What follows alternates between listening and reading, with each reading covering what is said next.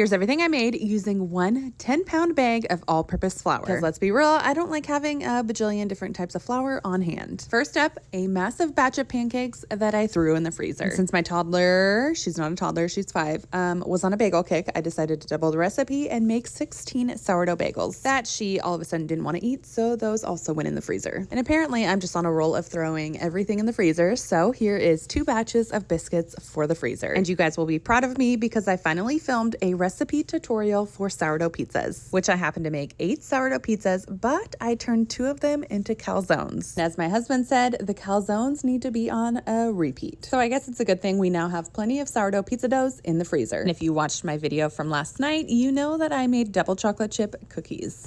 And 24 hours later, they are almost basically all gone. Next up were 2 pie crusts that I eventually plan to turn into Pop-Tarts. Honestly, I use the pie crust for Pop-Tarts more than I do an actual pie. I had some sourdough I wanted to use up, so I made 2 loaves of sandwich bread. And instead of making 2 bigger loaves of sourdough sandwich bread, I made them a little bit smaller, took some of the dough, and made 4 pretzel dogs. Same dough, just 1 extra step added to it. And last but not least were 4 dozen banana bread muffins. I ended up throwing half in the freezer, but after a week, they were already gone. I don't know about you, but I don't think that's too shabby for 10 pounds of flour. And to think 10 pounds of flour would last my parents a year.